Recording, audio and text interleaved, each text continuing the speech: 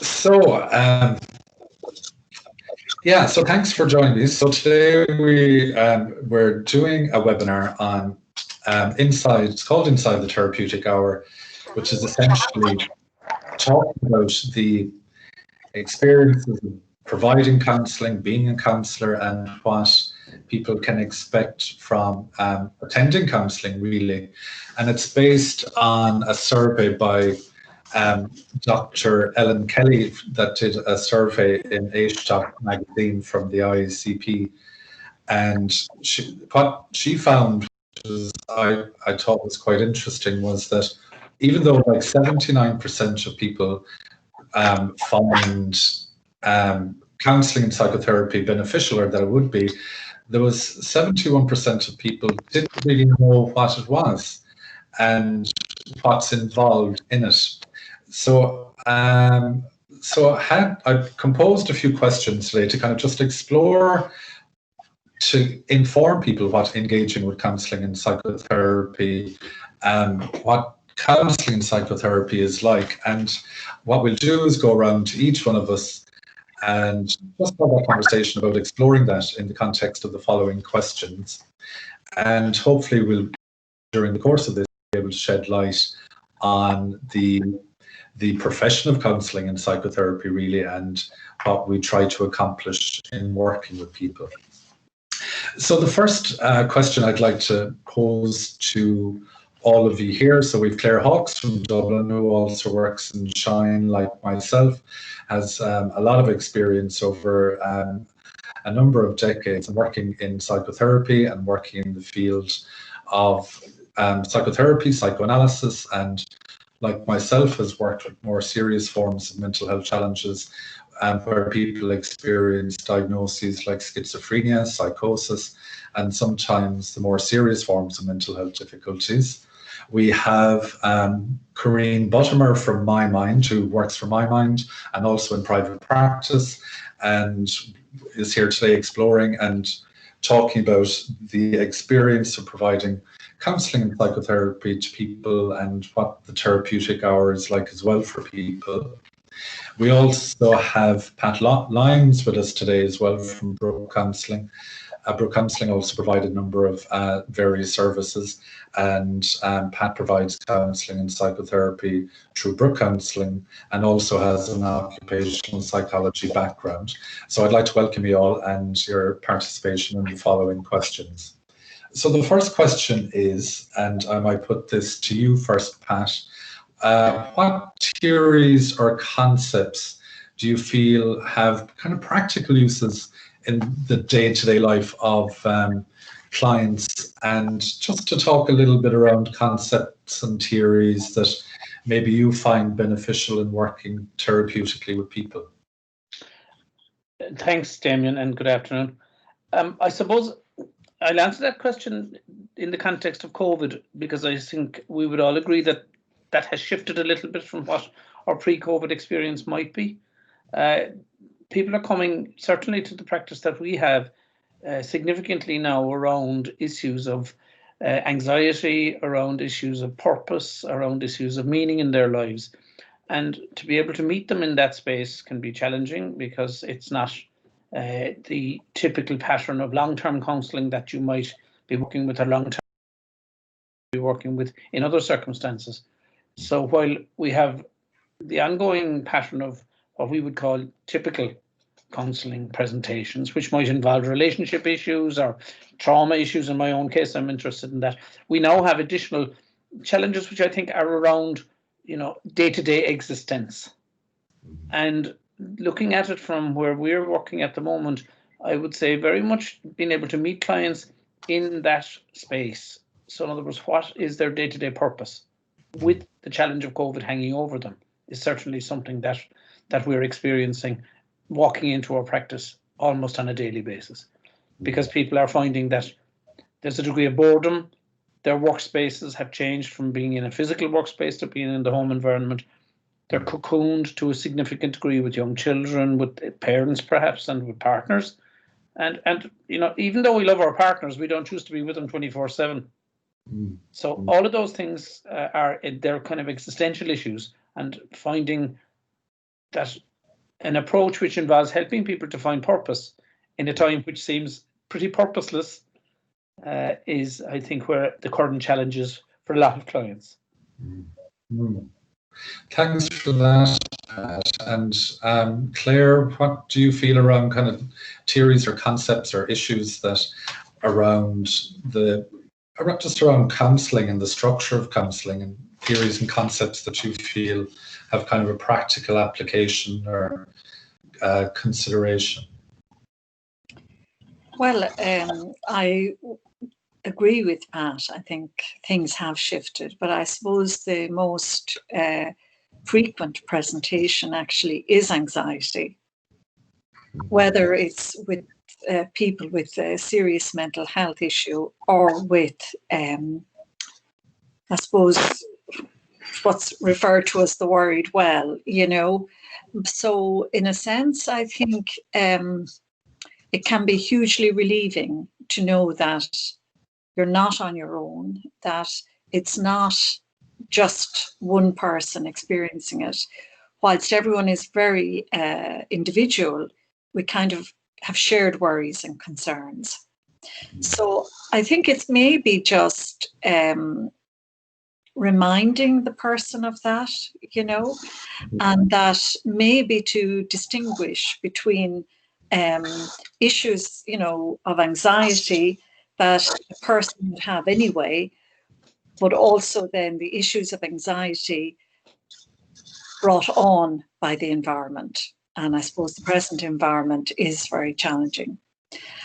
And I think also that, so I do think it's important to remember, for each person to remember they're not alone, but also that each individual experience has to be respected. Just because 10 people come with anxiety as their main issue, they're 10 very different people, 10 very different experiences. So I think it's heightened anxiety.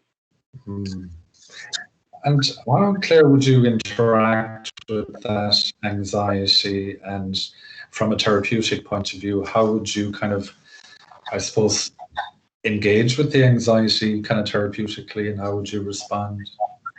Well, I think it can be very useful to ask the person, look at when did they notice the onset of what they call anxiety, and to describe their experience of anxiety, because we assume, from reading, whether it's journals or the DSM or articles in the paper, we know what anxiety is. But again, it's back to something very subjective. So I think that would be my approach, and then when are they anxious? Because somebody will say to you, but I'm anxious all the time. I can't sleep. I'm so anxious. But in actual fact, when they kind of think about it and break it down, there are times when they're not anxious. And I think to work on that, rather than heightening the anxiety by concentrating on it, it's maybe those, what would you call it, kind of moments or times when there isn't, when they're actually relaxed or engaged in something else, or when, they're not caught up in the anxiety. So that's how I would work, to take the emphasis off the really tense, and depending then on how it manifests with each. Like some people can feel very much under surveillance, and I'm just thinking of what Pat said about some people working from home, feeling the boss is watching them. And I mean, we know from, that IT-wise, yes, you can be watched. Like your how much work you're putting in or whatever for some jobs. And then sometimes there's actual, measurements and all of that, which probably aren't very helpful to someone. But also, I think it's just to try and build on when the anxiety is not there, whilst also keeping, I suppose, defining more and more the experience of anxiety and what's going on and what their thoughts are, what their thinking is, what the memories, what's the feelings in the body. You know, it's all of a piece, really. So thanks for that, Claire. And Corinne, what are your views on maybe the kind of work of therapy, maybe the concepts or theory that you feel in relation to engaging with people in the counselling sessions? Your own views on that, Corinne? So similar to Claire and Pat, and I think it's interesting that we're all kind of coming up with anxiety as the main thing that's presenting. I would echo in some of the things that were said by the two, Claire and Pat, before. Certainly in my work with my mind and in my private practice, I would have a lot of clients presenting with anxiety. Some of it is very COVID related and very new. Some of it is more a presentation and a symptom that's triggered by the situation, but reflects something that has happened in the past, but that wasn't dealt with because people were busy and they didn't really have time to explore some of the issues. But now it's presenting forcefully and often in the form of anxiety manifestations. In terms of things that I may work with, and that's kind of, I would join Claire a little bit in that, is that I might tend to lean on models like, polyvagal theory, and just do a little bit of psychoeducation, if that is appropriate with the clients, to just try to bring into the picture how it works in the body, what happens in the body. And so maybe in that sense, normalize some of the anxious feelings by giving it some explanation. And share with my clients that their body isn't broken, that their reactions are perfectly normal behaviors and can be triggered in this type of situation. So it's like putting an end to the fear cycle, the fear of the fear, and normalizing some of their embodied sensation and so on. I do work a lot with grounding and in that space, and orienting and breathing. So a kind of somatic work. I, like Claire, like to try to get an understanding for is the anxiety related to a single instance type trauma, or is it the result of repetitive trauma and more complex trauma? For example, if there is this type of background, so I would try to kind of get a sense for that. Is it related to a single instance, or is it repetitive traumatic events that's increase the anxious feelings? So these are the type of things that I would work with, and the model that I would use. But I particularly try to use anxiety or the feeling of anxiety, and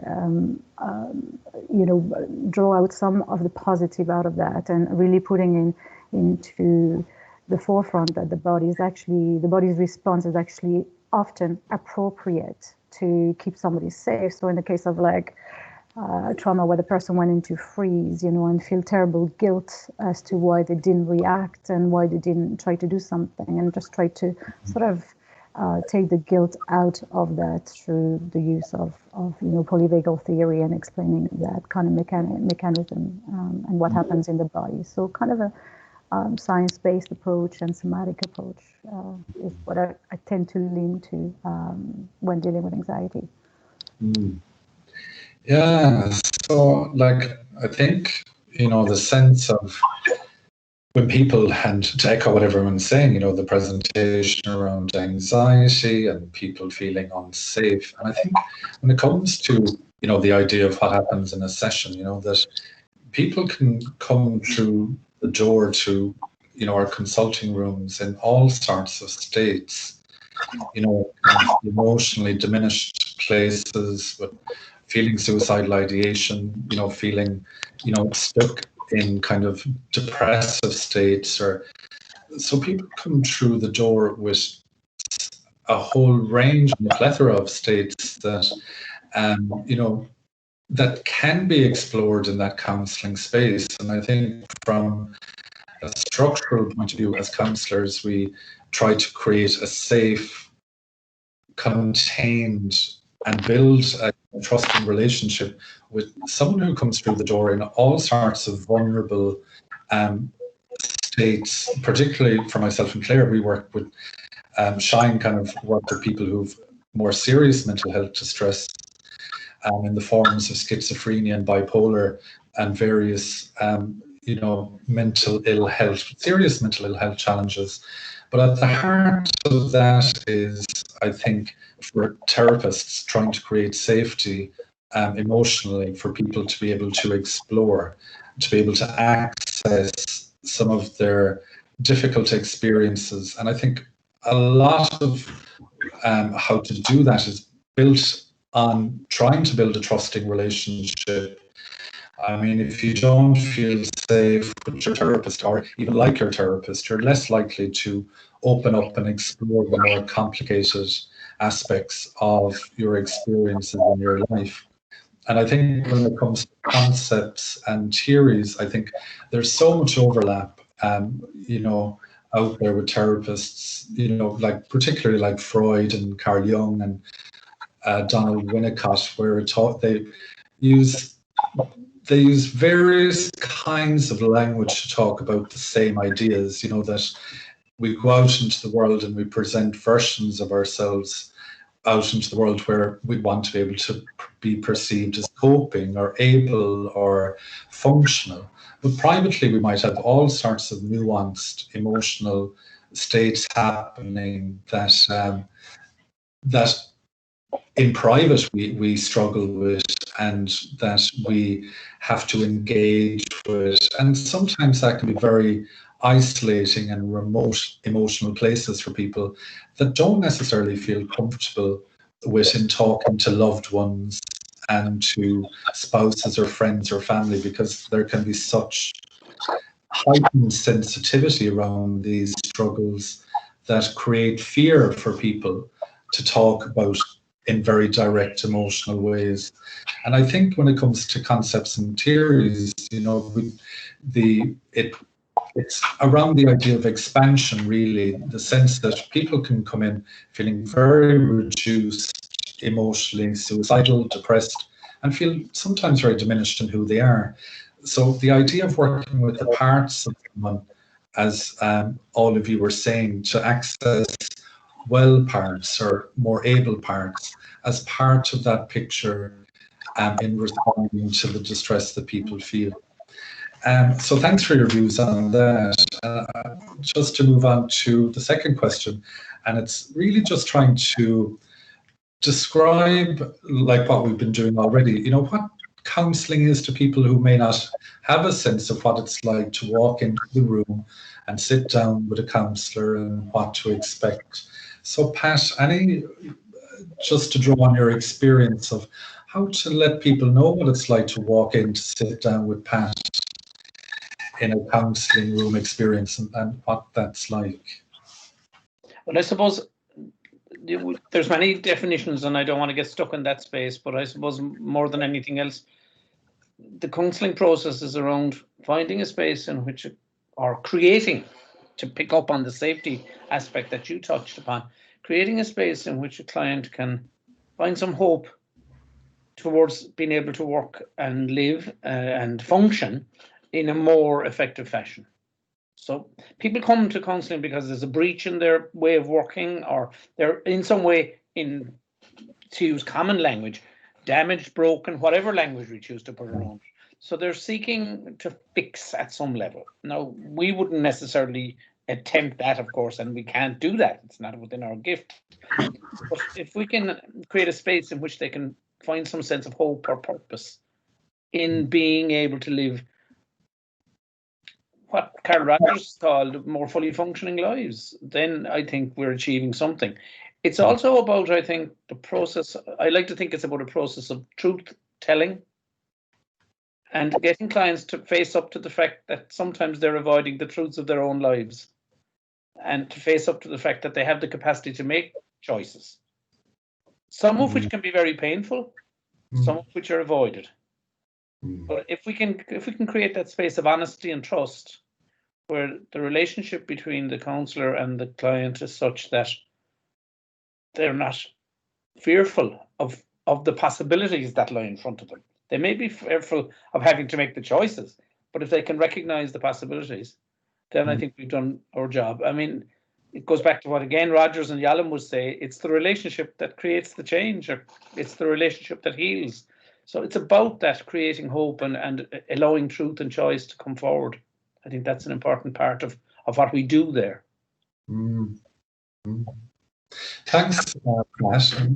And Claire, what would be your views on that sense of, someone coming in and sitting down and the creating that space of what people might expect and what counselling is from that point of view, at arriving in the door to Claire Hawkes to engage therapeutically? What would you consider important in that, Claire?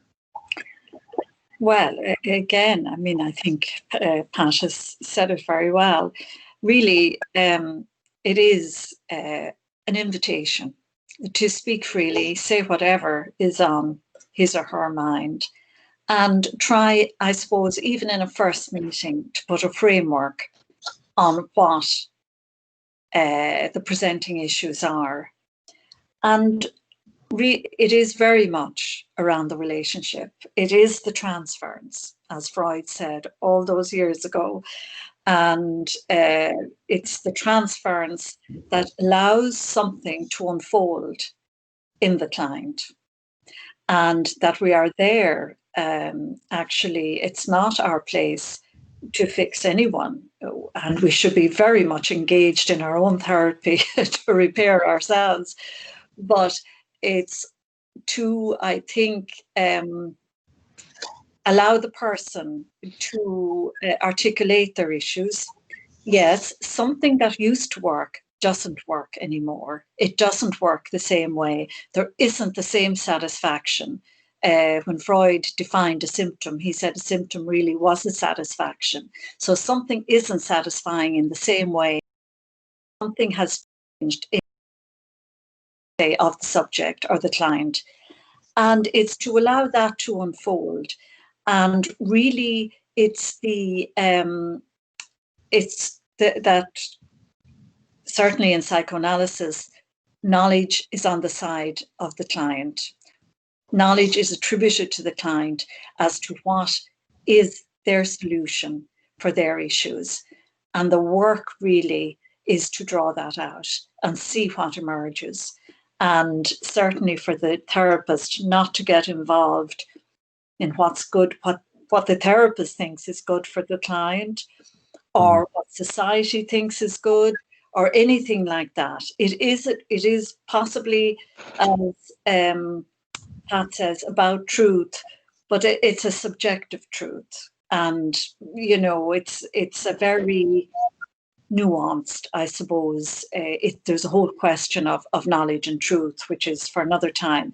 So really, to allow that to emerge, allow the person to, I suppose, be themselves and deal with whatever issues as they come up. Thanks, Claire. And Corinne, your kind of views on that, the sense that we have been touching on it in the first question, just around what happens when someone, who doesn't know anything about counselling shows up into the consulting room with Corinne and just goes to engage, and what you feel is important in that experience, Corinne. Yeah, I'm going to try not to repeat and maybe just add maybe a little bit more to what's been said already. So there is definitely this sense that the counselling is this place where someone, if they wish to, it's lovely when people have that also that willingness to.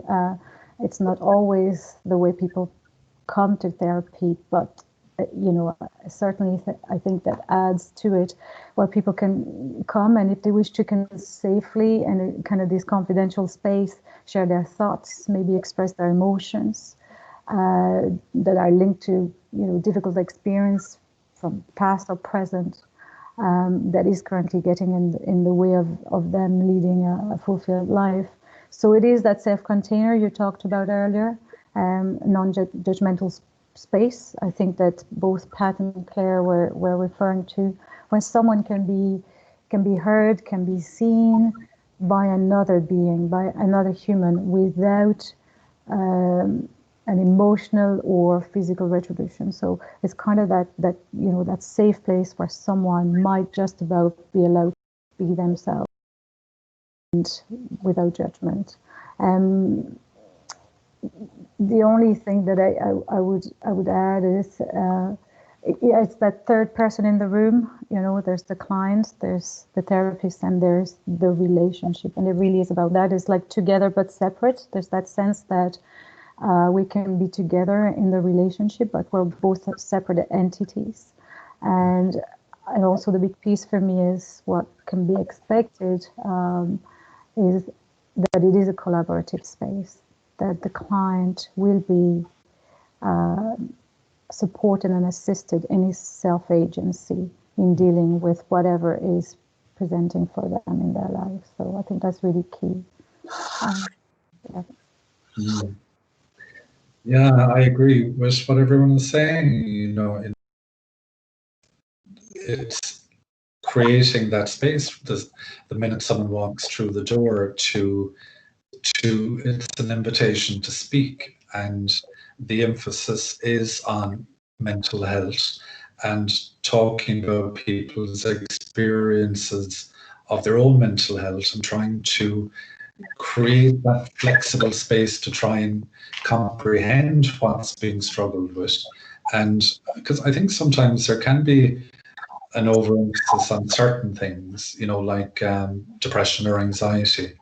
And I think sometimes it's kind of broadening those kind of parameters in terms of, well, people, what people do with shame or guilt or joy or hope or courage or, just various other emotional states that very much kind of, impact our clients, particularly in their relational spaces with people in their lives, and how so many emotional states play out. And sometimes some of that range of emotions are tied in with vulnerabilities and our defense mechanisms out in the world, because Claire talk can be pleasure, avoid pain, but it doesn't mean that painful experiences aren't kind of shaping our choices and decisions out in the world, and how we kind of impact other people sometimes from those places. So in a way, it's kind of just trying to befriend more challenging experiences in a way, and noticing, as Adam Phillips used to talk about, the British psychoanalyst, noticing, well, how am I reacting? What am I emphasizing? What do I focus on? And sometimes those focuses mightn't be good for our development or our well-being, and other times they will be. So I think it's, counselling from that very first session is about helping people to emotionally attune to themselves and just their internal relationship to themselves, and in sessions having the freedom to do that. So the next, and thanks for all your input on that, and the next question would be around, well, what view do you have around distress and the place it has in people's lives? Because I think there's considerable emphasis placed on, becoming well and recovery and moving out of distress and difficult places. And I think that's a primary objective, understandably. But I'm just curious about, Pat, your views on distress and I suppose the place it has in our lives, really, and how it shows up in the counselling room. Yeah, and I'm interested in what you were saying just there about people, coming for help and trying to address that. I suppose the one thing we all need to realise as therapists is that nobody chooses to come for counselling. By and large, we come for counselling because we have a concern that we already experiencing some distress. And for me, I think one of the most important things to help the person that's sitting in front of the counsellor to realise is that distress is an entirely human condition. It's not something that is an illness or a sickness or a unique, as you said already, Karine, it's not something that is just my problem. It's a universal condition. Frankl talks about this, that suffering defines the human condition. And once clients become comfortable with that idea, that their distress, while it is theirs, and they have to learn to hold it and carry it, and that awareness is important, they are not alone in carrying distress. And I think helping the client to get to that point, and then to help the client to work towards understanding how each of us responds to that differently. Again, that there's not a universal single fix, and there in the modern world, the Western world, this emphasis on all being happy and everything is noble, but it's a flawed enterprise because that's not the way we operate as a species. So getting people to understand that, we are going to have times when we're going to be happy, content, joyful, but also we're going to have times when we engage with the other negative, more low-end emotions, which are all evolved as part of our way of responding to the world, whether that be in a defensive way or in an active way. I think, getting distress accepted, not as a stigma or not as something to be fixed, I think is a big part of that psychoeducational piece to which Claire referred to as well. I think that's an important process. Yeah, thanks for that, Pat, and some good points. And Claire, what's your sense of that as well around just the place distress can have in our lives and in the kind of therapeutic process? Because there can be such an emphasis on almost its elimination and its reduction, but does it have other values, and how much should we respect distress and the part it plays in our lives and how it shows up? Just your own views on that, Claire. Well, I would think it's like anxiety in that way, insofar as that it's a very individual experience. And what does the person mean when they talk about my distress? So again, it's kind of an asking the person to elaborate when they experience it, what memories are attached, emotions, affects, and so on. And that in actual fact, look, there's a certain amount of distress is probably, like anxiety, part and parcel of life and living. I mean, I suppose there is the whole question, I suppose, of man and his environment. And I think Pat made reference to it there via Frankl. But so, like, exactly, maybe to explore it rather than eliminate it. And I think it's very usual for someone to come along and say, I want to get rid of it. But I think part of the therapist's work and the therapeutic work is to see first of all, what is it, but also what function as, again, in the person's life, because there might be a certain level of enjoyment in the distress, depending on what they're distressed about. Say, for instance, if it's about work, and it can kind of be like, say, I mean, this is just a random example. I'm so important, and I have so much work to do and so many people dependent on me that, I'm distressed about this. But really, there's mixed feelings about that, because the person might be enjoying their distress, but maybe when it goes over a certain level, then it comes back in a very negative way. So again, it's to speak about it, what it's about, where it is in the person's life, and not to assume they want to get rid of it. Thanks, Claire. And Karine, what do you think about just, I suppose, the perception of distress and the part it plays in our lives? And sometimes it's, we do talk about, the sense of recovery and moving away from, and these more challenging, difficult, painful experiences we have. How do you feel about the place distress has in the kind of counselling process, Karine? So I do agree with Pat in the sense that I feel that it's very unique to each of the clients, and I think phenomenological inquiry is important, and try to journey with our clients when they come in and really see them as unique beings. Their experience, even in distress, is unique to them. I think that's key, really important. To just journey with them and understand the depth of their distress.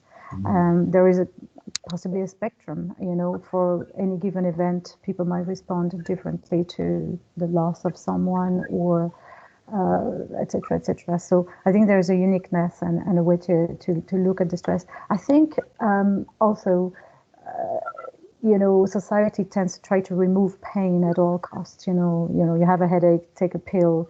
We're very much geared towards removing pain.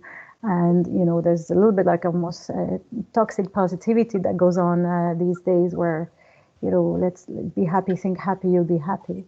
I think there's sense in acknowledging distress for what it is, and a signal that can signal a will to change and change the story, and it's also part of an emotion. Distress harbors a range of emotions, and disowning those emotions is possibly not the way forward. I think as therapists, we're trying to explore with our clients ways that they can actually operate on a wide range of emotion and just invite any emotion, including those attached to distress, maybe anger, sadness, and so on. And they're all part of the individual, not just the happy emotion. So maybe utilizing distress and the distress signals as a mean to kind of reunite the individuals with a wider range of emotion. I think there's something there in the therapeutic work that can be done to allow that flexibility, as it's Siegel that talks about the rigidity, working with clients to offer that absolute emotional flexibility, I think is of benefit, so that they can reconcile themselves in a happy place and in a sad place. And they don't dissolve as soon as distress is presenting. They can actually cope and incorporate that in the way that they are managing situations. That's kind of my thinking. Sorry, I kind of took a tangent a little bit there, but no, absolutely, and I agree. That within the context of distress, there's a whole range of emotional experiences that are going on, and I think in a general sense, sometimes what shows up a lot really sometimes are challenges around, I suppose, nihilism sometimes. Well, as Pat mentioned earlier, what's the purpose of my life? What has meaning? And sometimes when experiences can feel devoid of meaning, distress can roll in.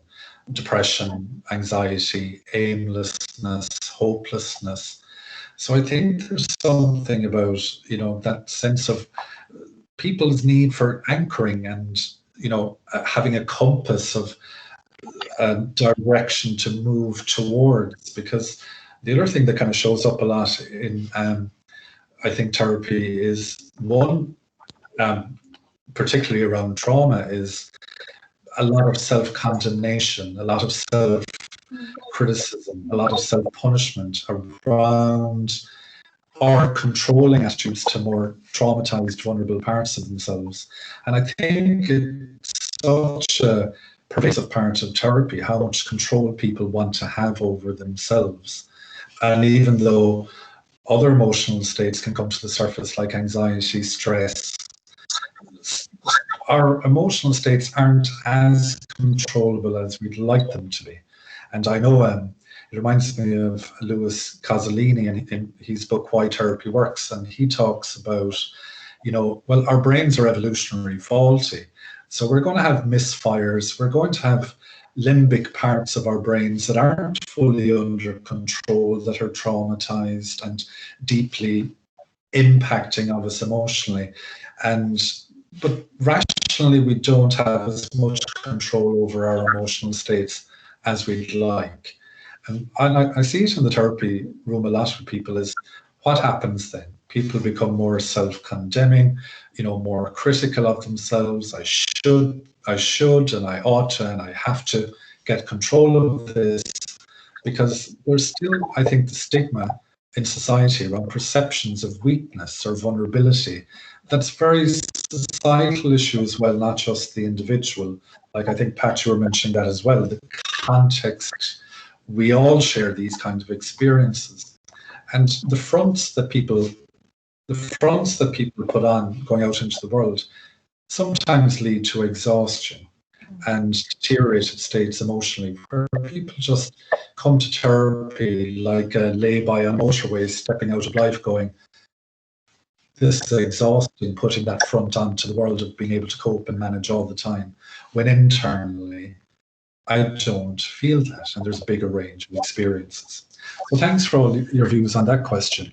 And I suppose the fourth question is, why would we encourage people, and we've touched on it, throughout this conversation, why would we encourage people to enter the counselling process as practitioners? I know, Pat, you were saying, that people already make that decision based on distress that they feel.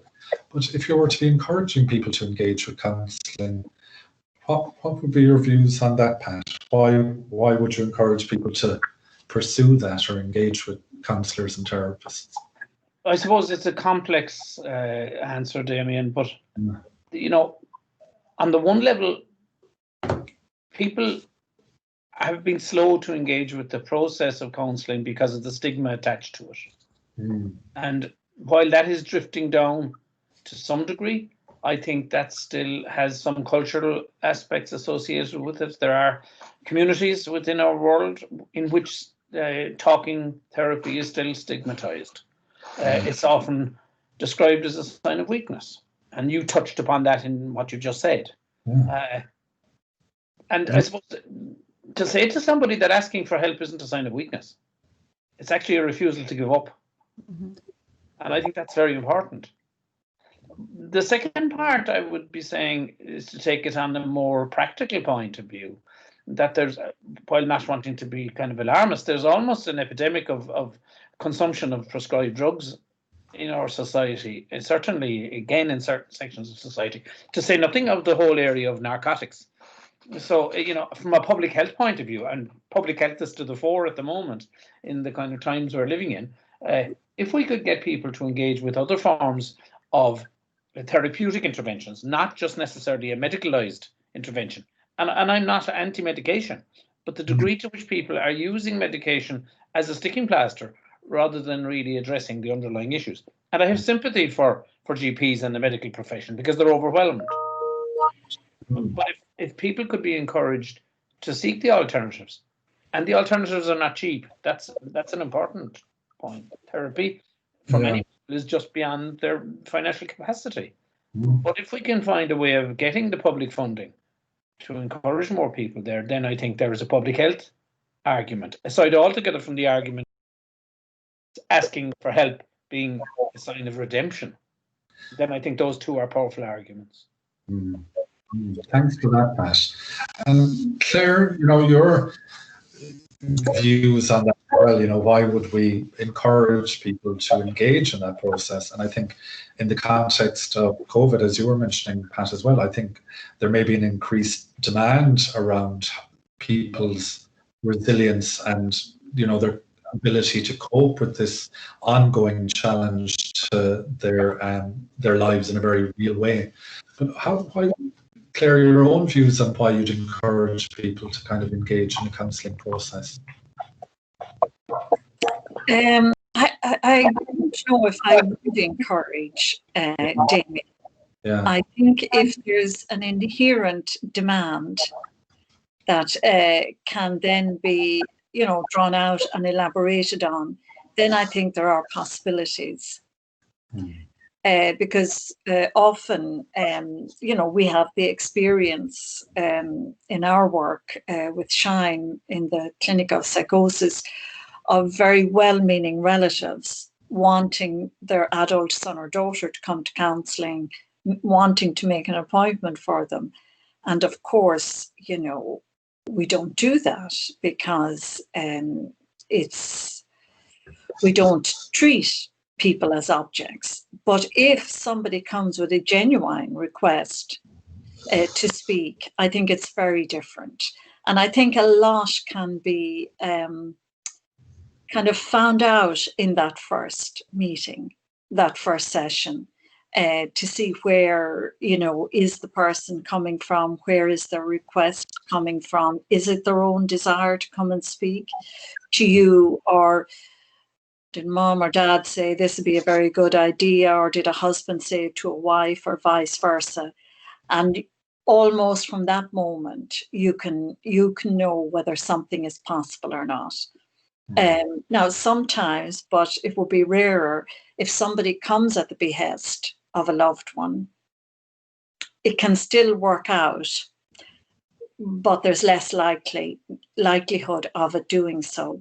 So really, I think it's kind of very much exploratory in the first session, maybe in the first couple of sessions, and to see what is underlying the request.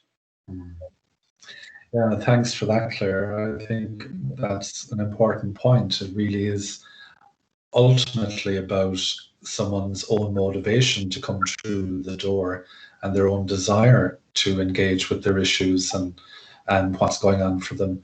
And I think, absolutely, I think that's a really good point. And Corinne, what would your sense of, maybe based on Pat's and Claire's views, that maybe the idea of encouraging would be the wrong word to use, but just around, I think, in a way of why people maybe should or would or be encouraged, particularly if they're struggling with anything in their lives, emotionally or psychologically, to kind of come forward and engage in the discussion.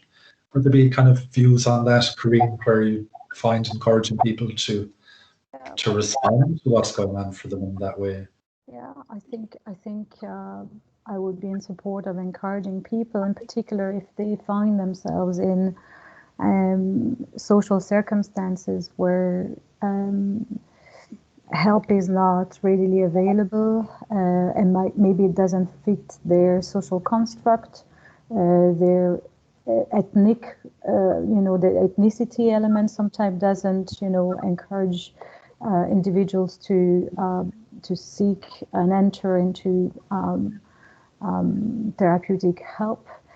So I think supporting individuals that are maybe more isolated in society, and encouraging them to seek help, and maybe explore or explain the possible benefits of such help to these more isolated minorities would be absolutely great from my perspective. I think I don't see any issue with encouraging or supporting someone who is trying to start a therapeutic journey. I think it's about sharing on the hope that they can regain for themselves around their own emotional autonomy and being able to function in society, not to meet a set standard, but the minimum for themselves to find ways to grow, heal themselves, and enjoy life more than they currently do. So yeah, I think I don't think there's no Olympics on the of pain and suffering. Everybody, whatever they come to, the point they come to in their lives, may at some point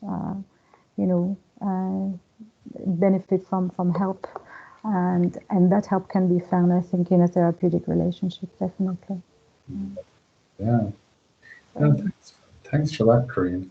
And I suppose just to kind of wrap up, just people's views on, just living with COVID, essentially. We've had pretty much the whole year of it being very much part of our day-to-day conversations, and how much it takes up in psychological space, and how much, how prevalent it is in shaping our decisions and our behaviors generally, through work and our personal lives, and the I suppose the oppressive elements of COVID as well, and just any kind of just maybe starting with you, Pat, just any kind of just views from a mental health perspective on just even just a few views on living with COVID, particularly this far into it, I suppose, in a way. Yeah, and I suppose we're kind of ending where we started off, or where I started off at least, and that is in the COVID time, finding meaning for all of us, I think, is really challenging, and that is accompanied by the anxiety to which you've all spoken about. You know, what's this all about? The only thing we can be certain of, I think, is the uncertainty that we're living with, and that can be very frightening for anybody. So with clients, what I'm tending to do, and I think it makes some value for them, is to try and help clients to keep their horizons close, keep them short. Because, you know, we've 6 weeks of lockdown now, and we have no way of knowing what it's like on the other side of that. So if we start thinking about going off to our holiday homes in Spain, or, you know, up to our mobile home in Coraclow or something, that's way beyond our horizon for now, because we're only setting ourselves up for disappointment. And I think that could be making things worse for people. If we set expectations that are unrealistic in the context of the world in which we're living, then we're setting ourselves up for more distress, more suffering. So trying to keep the horizons short, beyond Christmas, I think, is probably too much for most people in this time. Yeah, bite sizes. Yeah. So, like, how do you think, Claire, just in wrapping up, just any mental health views on COVID and just I suppose, the prevalence of just this far into it, really, and how far we've moved into the experience of it? Any kind of few words on that, Claire, for as we wrap up this webinar? Well, yes, I think, again, as we were having a conversation earlier, like COVID, it's here to stay. Rules and regulations will ease, rules and regulations will be harder. It'll go in kind of, I suppose, different levels at different times. It will come in waves. But I think really the most important thing is that we carry on our work, and that each person who comes to see us continues to see it. They still have a life. They still have lots going on in their lives. If there's, ongoing difficulties in their lives with relationships, work, those continue. They may be a little bit more intensified with COVID, but the work can continue despite the external environment. The kind of psychical work can continue. Yeah, I think that's an important point, is that people know services are still available, particularly around mental health, and that even though people are working from home, they're still very accessible, and you can still engage in the usual ways to connect with mental health professionals in various organisations, including the ones that are here today, Shine, My Mind and Brook Counselling, so that everyone is still operational and available, regardless of what level we're operating at in COVID, level 4, 3, 5, whichever, that the services are still accessible.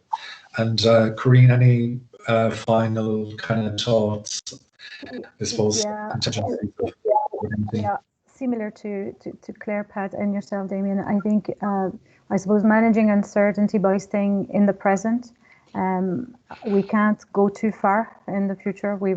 This is kind of out of control, working with what's within our control and what's without. Promoting, I suppose, an empathic approach, and supporting our clients in being empathic and compassionate for themselves. And just being there for our clients, I think, through all the services that you have, well represented here. And I think the work can continue indeed. We can absolutely support our clients and mirror certain things for them. And I think for me, like what I see with my work with My Mind in particular, I mean, what a big change for me was to work online solely, or mostly online. And, I felt I was really missing this kind of, interconnection, nervous system talking to nervous system, and missing that. But I must say I'm incredibly and pleasantly surprised to see how, you know, the connection still happens even online, and how we can still relate so profoundly human to human with our clients. And as therapists, I think we can still do a lot of work there in mirroring, being there for our clients and journeying with them, and supporting them, you know, in the work that we do, even online, you know. So I think there's definitely still a lot that we can do there. So yeah, and I absolutely the same as all your views. You know, because I suppose we are more susceptible to challenges to our mental health, and our resilience is being challenged in a continual basis, really. And, you know, where it's a continual demand on all of us really to adapt and to persevere and to manage frustrations and challenging states that go with it, you know, excessive anxieties or excessive stresses, and all the wobblies, you know, emotionally that people can have in the adjustment and the perseverance in it. So the key message from today, and hopefully we've kind of shed a bit of light on what it means to engage with counselling and what the work is, but also that these services in Shine, My Mind and Brook Counselling, and among others, are all still operational and available. So I'd like to thank participants today for engaging and exploring counselling and psychotherapy related themes. Claire Hawkes, my colleague in Dublin, Corinne Butler from Mind, Pat Lyons from Brook Counselling. And I'll stop the recording now, and if the three participants can just stay on the line for a minute after I stop recording. But thanks very much for your contributions today. So thanks, guys. Thank you. Thank you. Thank you.